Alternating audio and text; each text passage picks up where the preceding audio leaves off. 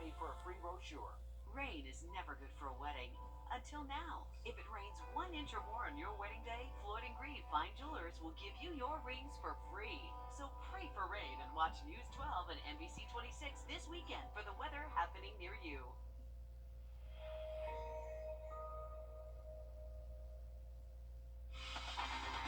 From the station that's on your side, breaking news. Well, breaking news, there has been an officer-involved shooting in New Ellington. It was on Main Street and Sizemore Avenue. We have a crew on the way, and we will bring you more on this incident throughout the newscast and as we learn more. Well, switching gears, several McDuffie County school buses won't be on the roads anytime soon. Overnight, someone vandalized 23 buses in their fleet. And you can see it was not a pretty sight there. We'll show you here in just a second. Our Nick Dillon is live at 5 with new details on how all of this happened. Nick? Yeah, well, you can see behind me the lot has been cleared out, and this afternoon cleanup efforts were underway to kind of clean everything up. And throughout the afternoon as well, some bus routes were available for some students for afternoon pickup, but there are also so many students that were unable to ride their normal buses. But we'll take a look right now at the initial damage from when we arrived on the scene this morning. The tracks throughout the grass and a tree down, and another truck looks to have some damage on its side. Some buses are now up and running after this morning, after some McDuffie County schools buses were vandalized. A 16-year-old suspect is detained and a criminal investigation is underway. School officials say a person entered the lot last night and vandalized 23 of the 63 buses. They say criminal charges are on the way for the suspect as well, and the school system tells us the suspect is a McDuffie County student and was, quote, being served off campus because of a previous incident. One parent tells us what she's seen and heard throughout the day. I was curious this morning, probably like a lot of other parents. I rode by the bus station this morning.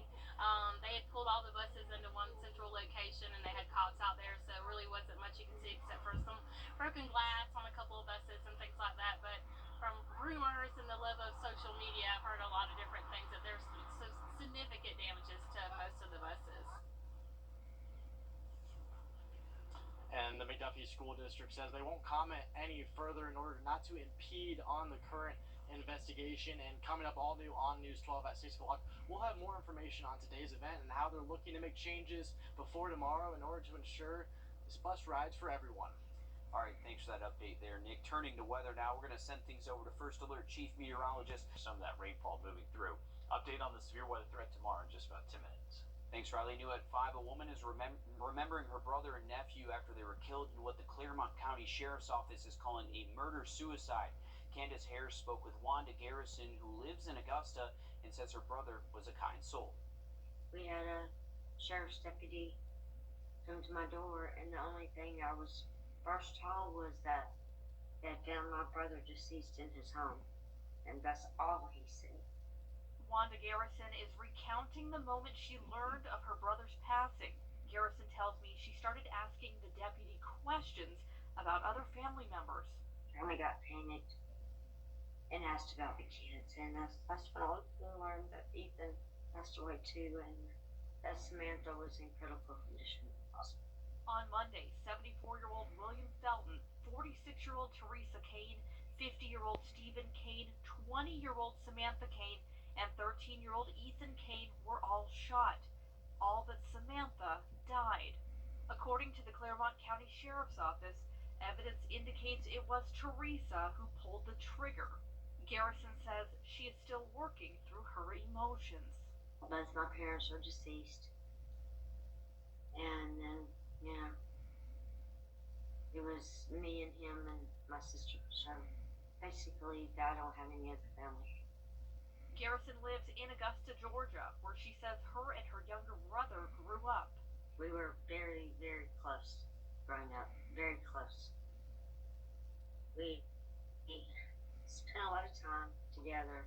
Garrison tells me she is working to bring her brother and his son Ethan's bodies back to Georgia, all the while hoping Stephen's daughter Samantha survives. And I want to ask that everybody would pray for Samantha. I'm not sure what's going to happen with her. We're not not sure if she's gonna make it, and if she does, what that's gonna look like. Garrison says while she hadn't seen her brother and his children as often in recent years, she says messages from Stephen's bandmates and gestures of support from Ethan's New Richmond middle school classmates is helping her through. I love them very much, and my heart is in a million pieces. And according to the Claremont County Sheriff's Office, the investigation into these deaths, including determining a possible motive, is still ongoing. The South Carolina teacher's aide has been fired and charged with duct taping a 4-year-old student to a chair. 25-year-old Olivia Murray is charged with cruelty to children. Now the victim's mother is speaking out. Akira Johnson says that she got a call yesterday afternoon from the principal at Seven Oaks Elementary School. She was told another staff member walking by the classroom saw her child duct taped to a chair and reported it to the principal. The same day of the incident, Johnson found a note from Murray in her son's folder saying that he needed to learn to sit still. Green duct tape that they found, and they also found the tape marks on the chair. She taped him one time, and once he removed it, she made him put it back on, and then she reinforced it with a second piece. Johnson says her son was humiliated in front of his classmates, that he's traumatized, and now he's questioning whether to send him back to his school. Murray has since been fired. Your Georgia Power bill may go up in June. Today, the company says the 17% hike is needed to pay the fuel it burns to generate electricity for its 2.7 million customers. A typical Georgia Power company residential customer could pay as much as $23 more a month. And the company says falling natural gas costs could bring that amount down. A bill to dissolve South Carolina's Department of Health and Environmental Control is staying on the table for now. The bill proposes splitting the department into 2 new state agencies. It would divide its responsibilities into departments of behavioral and public health and environmental sciences. A similar bill passed the Senate last year before dying in a House committee last session. In 30 minutes, Richmond County Schools will have their second right-sizing meeting. The school district is considering closing down Terrace Manor Elementary and Willis Foreman Elementary. That meeting starts at 6 o'clock, so you still have some time to get out there, and that's at Willis Road Elementary. And if you are heading out this evening, grab the umbrella. We got the chance for some showers into tonight and potentially some severe storms tomorrow. We'll have an update on the full forecast just after the break.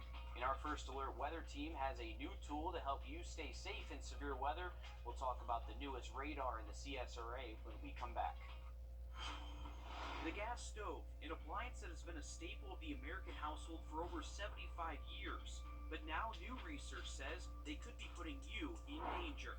What you need to know tonight on News 12 at 6 o'clock. Time and temp. The only brand with real honey and elderberry. Breaking news out of Saluda County. One person is dead after a crash on Highway 378.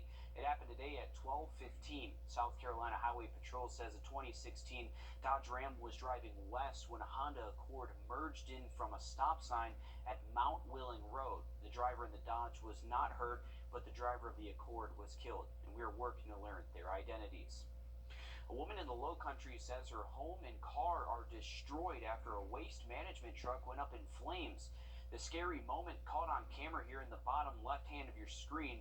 It just goes up in flames. Kimberly Richards was watching the truck from a window at her home in Somerville back in October. She says that she saw a spark, ran to tell the driver, and called 911. Soon the truck burst into flames, destroying her vehicle and damaging the front of her home.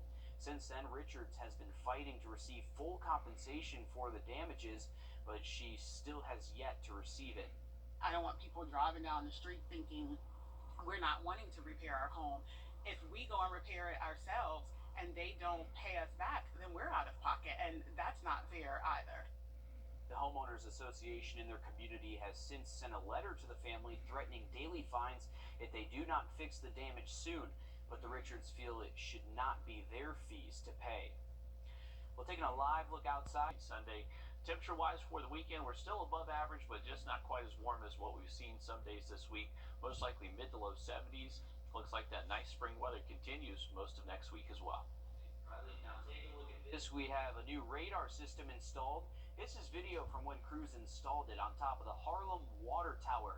Our Anthony Carpino is live in the studio with more on how this system will help you during severe weather.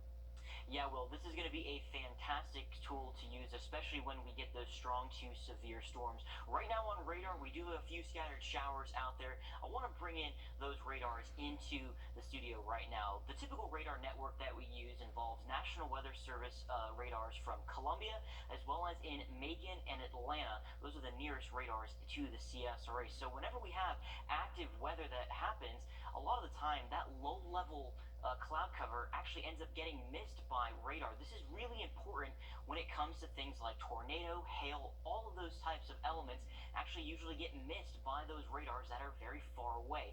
But luckily, we have our own radar now here in the CSRA. It's right in Columbia County, and this covers that gap between Macon as well as in Columbia, and really fills in that missing piece of the data from those lower levels. This has been a great help in severe storms. If you remember the tornado that we had back in January in McDuffie County, that was the first day that we turned on the radar, and we've actually gotten some very interesting results from that, and the clarity on the radar has been very good. So this is what you're used to seeing. This is what we typically have for our radar network.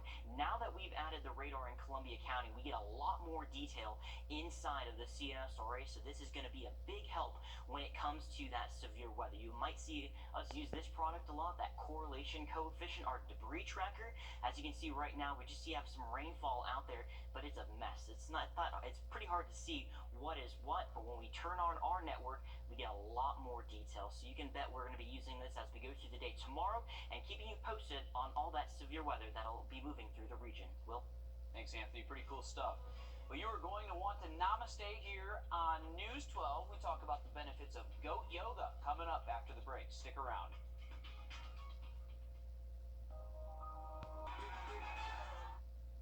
Most people enjoy yoga in their spare time, but it can get boring from time to time. So to switch things up, one local petting zoo decided to throw goats in the mix. Our Wolf Volk asked them to swing by our station to see how it works. Who doesn't like goats? Jennifer Westbrook likes goats. She likes yoga too. It's wonderful for relaxation. It's wonderful for increasing your strength and your flexibility. Dip your knees. Inhale. Mobile petting zoo Barnyard Buddies decided to combine the two. Goat yoga is your regular yoga session, add in goats. Brandy Brace says they're taking their goats on the road. She believes goats make yoga sessions more fun. Well, the goats climb all over you. They come up and sniff you. Sometimes they poop on you, which is not so fun, but really not that big of a deal. Step or hop. Westbrook has been practicing yoga for about 25 years, but she's never had a class like this. A little bit more distracting than your typical yoga class, but I think it'll be fun. A lot of smiles, I'm sure. And we're here in tabletop. She's excited to see how goats affect the yoga experience. Good.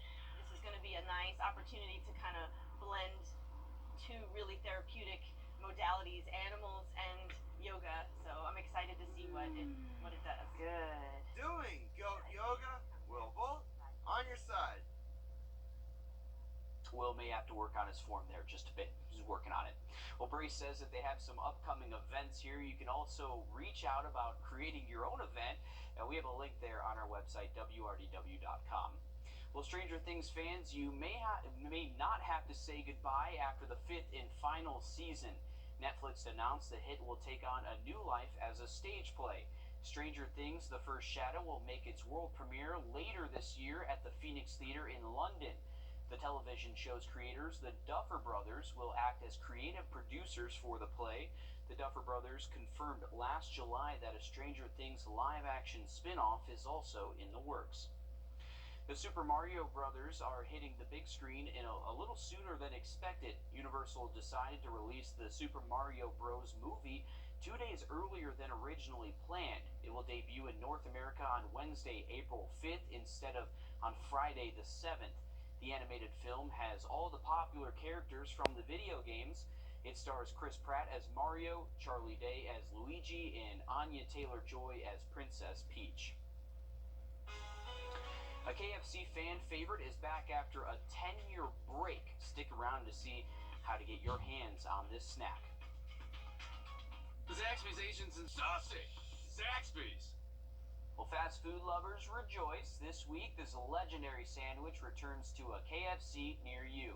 If you've forgotten, this monstrosity is called the Double Down. It's made its debut back in 2010 and sold more than 10 million times. It's made of 2 fried chicken fillets as buns with bacon and cheese in the middle. It will be available for a limited time starting March 6th. We do this on purpose just so I need to go get food after the show every single time. This is a problem. Man, that Would you try it? What they call it? It's the Double Down, I think The it was. Double It's a Down. monstrosity too, according to the script, but I don't know. I don't know what if I would try that or not. I would imagine the picture they sent us looks very appetizing, but if you actually order it, Yeah, I it agree with doesn't that. look I'm not like it. sure you're gonna get what's in the picture. yeah, but hey, KFC bringing back the Double D burger there. Hey, we got some showers moving through this evening and tonight. Definitely grab the umbrella if you're heading out the rest of this evening. First alert in effect tomorrow. We do have the chance for some severe weather late in the day, so keep it here for those updates. Thanks, Riley. That's all the time we have. Much more news.